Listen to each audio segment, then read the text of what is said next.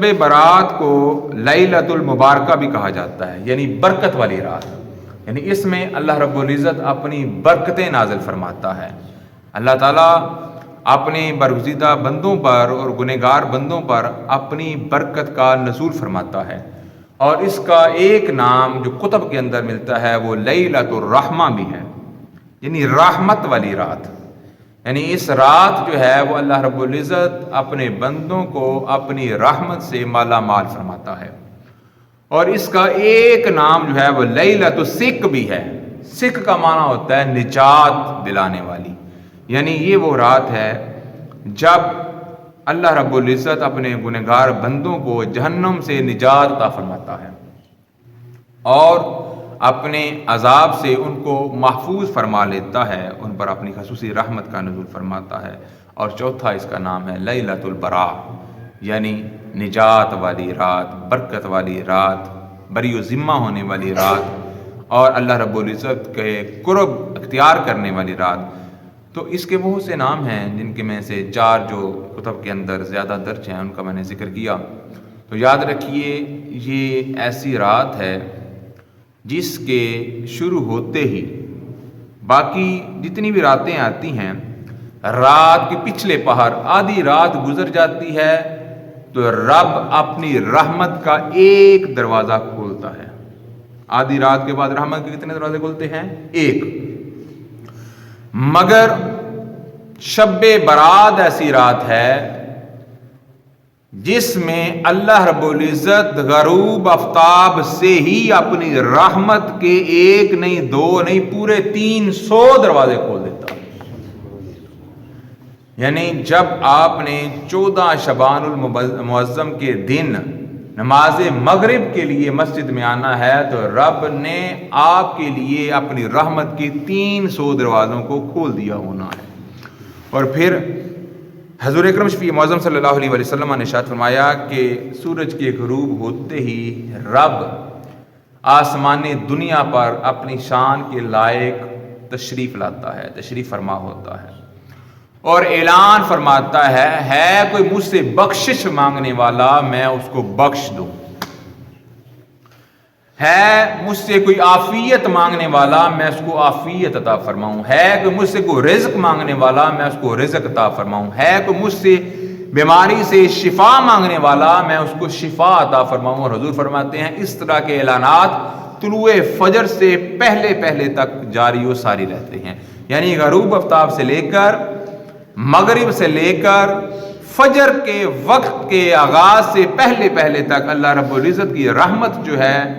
وہ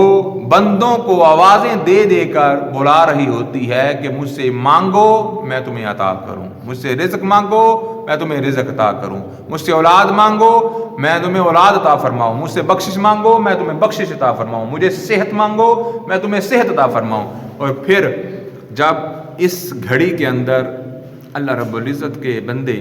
اپنی رب کی طرف متوجہ ہوتے ہیں اور رب کی عبادت کرتے ہیں، ریاضت کرتے ہیں، تو رب ان سے راضی ہو کر ان پر اپنی رحمت کا سایہ فرما دیتا ہے۔ اور یاد رکھیے اما عائشہ صدیقہ رضی اللہ تعالی عنہا سے مروی ہے، آپ فرماتی ہیں کہ حضور علیہ الصلوۃ والسلام نے ارشاد فرمایا کہ شب برات وہ رات ہے جس میں اللہ رب العزت ملک الموت عزرائیل کو آئندہ پورے سال میں ہونے والی اموات کا رجسٹر تھما دیتا ہے، یعنی آئندہ سال کے اندر جتنے لوگوں نے مرنا ہے، جتنے لوگوں کا انتقال ہونا ہے، اس رات اللہ رب العزت ملک الموت حضرت عزرائیل علیہ الصلوۃ والسلام کو وہ رجسٹر جو ہے وہ تھما دیتا ہے، جس کے اندر درج ہوتا ہے کہ فلاں بندے نے فلاں جگہ پر فلاں وقت فوت ہو جانا ہے، یعنی پورے سال کا حساب کتاب لکھا جاتا ہے کس شخص نے کب کہاں اور کس وقت جو ہے وہ مرنا ہے۔ اور پھر حضور علیہ الصلوۃ والسلام نے ارشاد فرمایا اس رات اللہ رب العزت کی بارگاہ میں بندوں کے اعمال کو پیش کیا جاتا ہے، یعنی ہمارا نامہ اعمال جو ہے وہ اللہ رب العزت کی بارگاہ میں اس رات کو پیش ہوتا ہے۔ اور پھر حضور اکرم شفیع معظم صلی اللہ علیہ وسلم نے ارشاد فرمایا اس رات اللہ رب العزت اپنے بندوں کے رزق کا تعین فرماتا ہے، جس کو جتنا رزق دینا ہے وہ لکھ دیا جاتا ہے۔ تو یہ بڑی برکت والی رات ہے، یہ عبادت والی رات ہے، یہ ریاضت والی رات ہے۔ اما عائشہ صدیقہ رضی اللہ تعالی عنہا ارشاد فرماتی ہیں کہ ایک شب ایسا ہوا کہ حضور میرے بستر پر جلوہ گھر تھے، اور میں نے تھوڑی دیر بعد دیکھا کہ حضور علیہ الصلوۃ والسلام مصلی پر تشریف فرما ہیں اور حضور نے اپنا سر انور سجدے میں رکھا ہوا ہے۔ حضور نے اتنا طویل سجدہ فرمایا، اتنا طویل سجدہ فرمایا، اتنا طویل سجدہ فرمایا کہ مجھے گمان ہوا کہ حضور علیہ الصلوۃ والسلام کی روح پرواز کر گئی ہے، حضور کا وصال ہو گیا ہے۔ مجھے گھبراہٹ محسوس ہوئی، میں پریشان ہو گئی۔ میں نے حضور کے پاؤں کا انگوٹھا جو ہے وہ پکڑ کر زور سے ہلایا۔ پھر حضور علیہ الصلوۃ والسلام نے اپنی نماز کو مکمل فرمایا، سلام پھیری تو حضور میری طرف متوجہ ہوئے اور فرمایا عائشہ کیا بات ہے، کیوں پریشان ہو؟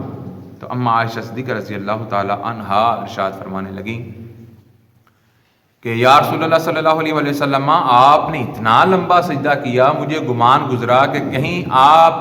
کا وصال نہیں ہو گیا، کہیں آپ کی روح قبض نہیں کر لی گئی۔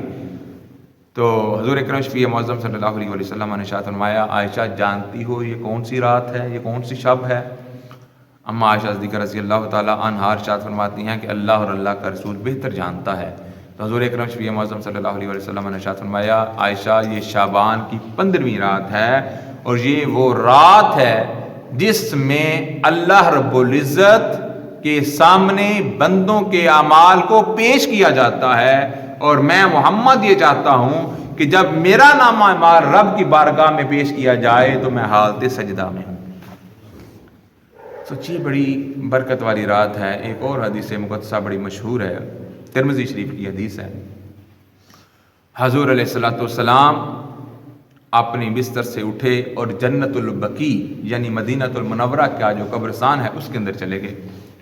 اور ادھر جا کر گریہ زاری کر رہے ہیں، دعائیں کر رہے ہیں۔ اما عائشہ صدیقہ رضی اللہ تعالی عنہا بیدار ہوئی، اور جب حضور علیہ الصلوۃ والسلام کو اپنے بستر پر نہ پایا تو پریشان ہو گئی، ڈھونڈتے ڈھونڈتے قبرستان جا پہنچی، جنت البقیع جا پہنچی، دیکھتی کیا ہے کہ حضور علیہ الصلوۃ والسلام دار و قطار رو رہے ہیں اور اللہ رب العزت کی بارگاہ میں گریہ زاری کر رہے ہیں۔ اب جنت البقیع کے اندر اللہ رب العزت کے پیارے محبوب کو روتے ہوئے دیکھ کر اما عائشہ صدیقہ رضی اللہ تعالی عنہا حضور علیہ الصلوۃ والسلام کی بارگاہ میں حاضر ہوئیں، اور حضور علیہ الصلوۃ والسلام نے ارشاد فرمایا عائشہ کیا تو گمان کرتی تھی کہ میں تیرا حق کسی اور کو دے دوں گا؟ تو ایسی بات نہیں ہے، جانتی ہو آج کون سی رات ہے؟ تو اما عائشہ صدیقہ رضی اللہ تعالیٰ عنہا ارشاد فرماتی ہیں کہ اللہ اور اللہ کا رسول بہتر جانتا ہے۔ تو حضور اکرم شفیع معظم صلی اللہ علیہ وسلم نے ارشاد فرمایا عائشہ آج شعبان المعظم کی 15 تاریخ ہے، 15ویں شب ہے، اور یہ وہ شب ہے جس شب کے اندر اللہ رب العزت بنی کلب کے قبیلے کی بکریوں کے بالوں سے بھی زیادہ اپنے گنہگار بندے کو بخش دیتا ہے۔ محققین نے اس کی شرح میں اس کی تفصیل کے اندر لکھا ہے کہ یہ جو بنی کلب تھا نا قبیلہ، اس کی بکریاں بہت زیادہ تھیں، پورے مدینے میں جو ہے وہ سب سے زیادہ بکریاں جو ہیں مکے میں جو ہیں وہ ان کے پاس تھیں، اور کثرت کے ساتھ ان گنت بکریاں تھیں، اور پھر ان گنت بکریوں کے ان گنت بال، اور بالوں سے بھی زیادہ اللہ رب العزت اپنے ان بندوں کو بخشتا ہے جن پر جہنم واجب ہو گئی ہوتی ہے، یعنی گنہگار بندے جہنمی، تو اللہ رب العزت جہنمیوں کو آزادی کا پروانہ عطا فرما دیتا ہے۔ تو یہ بڑی بخشش والی اور بڑی برکت